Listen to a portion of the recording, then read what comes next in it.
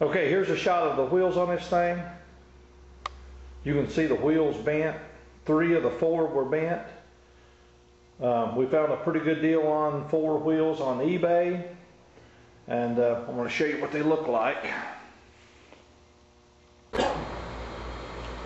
Shannon's sandblasting the last of the 4 wheels that we purchased on eBay, and let's go ahead and get that out of there.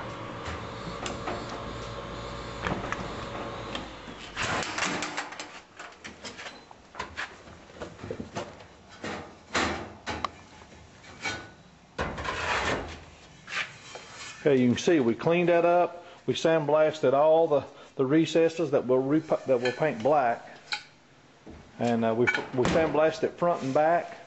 Really cleans it up, makes a lot nicer deal. And I'll show you what those things look like.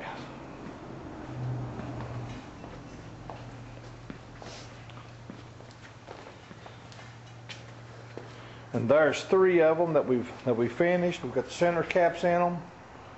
We'll get this last one done, and we'll have the wheels finished, and we're gonna move on to something else. Okay, I want to show you the process.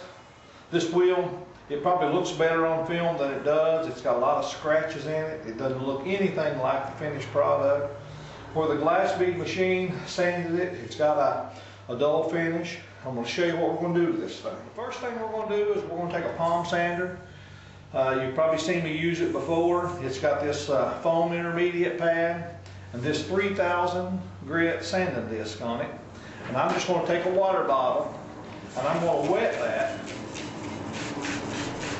And I'm going to sand that, which is really polishing it with that 3000 grit sandpaper.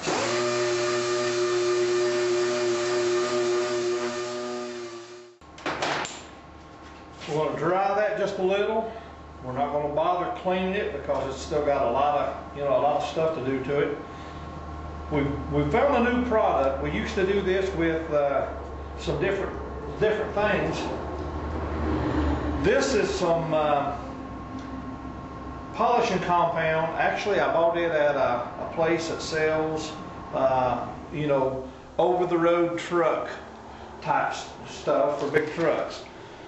Those guys use this stuff to polish fuel tanks and polish those aluminum wheels. It's fast, and one of the best things I've ever used for these aluminum wheels. It's called gray matter metal polish. So it doesn't take a lot of it. We're just going to put it on a rag. We're really not going to do a lot of polishing. Really, we're just going to apply a coat of it over the metal and leave the film.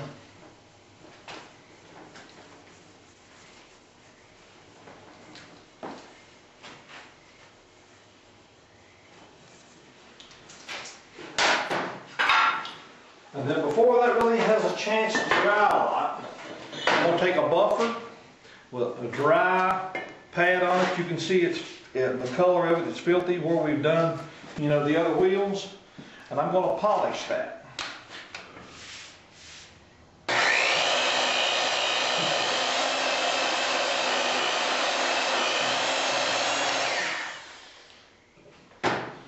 I want to show you just how instant those results are.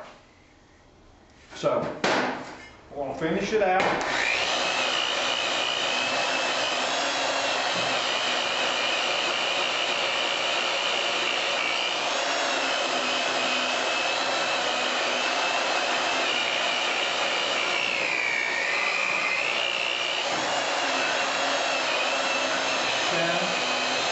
Shannon, would you hold on to this for me?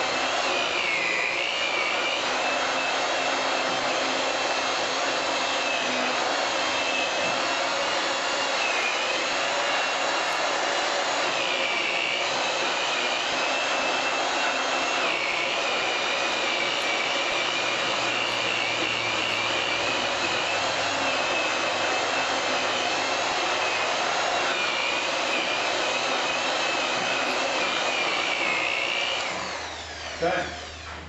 You know, that's real time.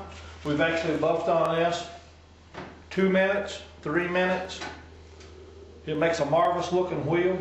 One thing that's important, you know, when we sandblasted this thing in that glass bead machine, we basically concentrated on the back side of it where it had all the brake dust on it.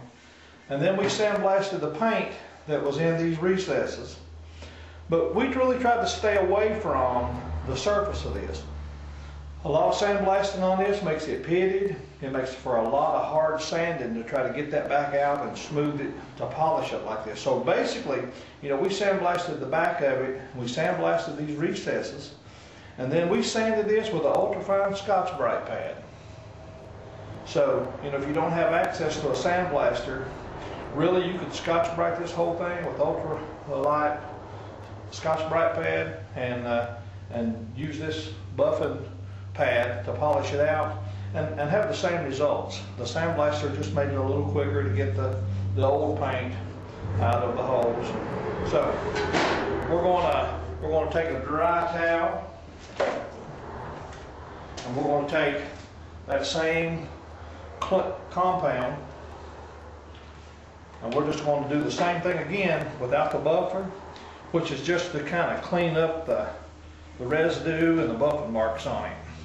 And then we're going to hand polish that for just less than a minute, just enough to clean it up. And we're ready to put the tire on this thing. Okay, there's a couple of different ways we could paint the inserts in this wheel. We've done it a couple of different ways in the past. We've used acrylic enamel paint. The best results we've got, believe it or not, is this. It's Rust-Oleum, oil-based, black paint. You can buy gloss or, you know, flat black, whatever. And you don't have the problems with the fisheye like you do, you know, trying to shoot it with acrylic enamel. This thing has had a lot of brake dust over the years. We've polished on it, you know, so we've only wiped it with a towel. We didn't clean it really. We just wiped the residue out of those holes. Two things I need. I need this and a flashlight so that I can see what I'm doing. We're going to shoot a light tack coat in there to start with, okay?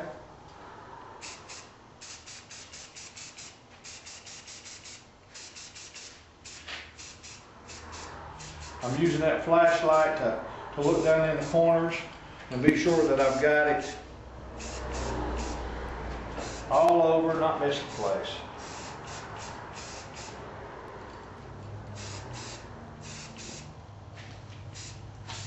Again, I'm not spraying that hard, just a real light tack coat on it so that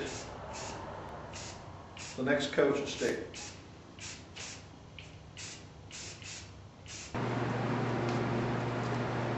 Okay, we've let that paint get tacky. It's not plumb dry. And we're going to go ahead and start pulling the tape off of it.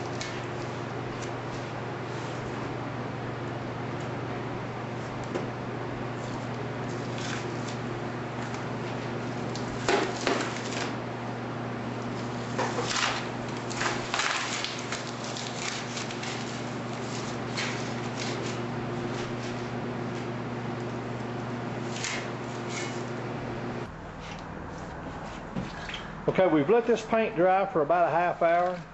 We mounted and balanced the tire.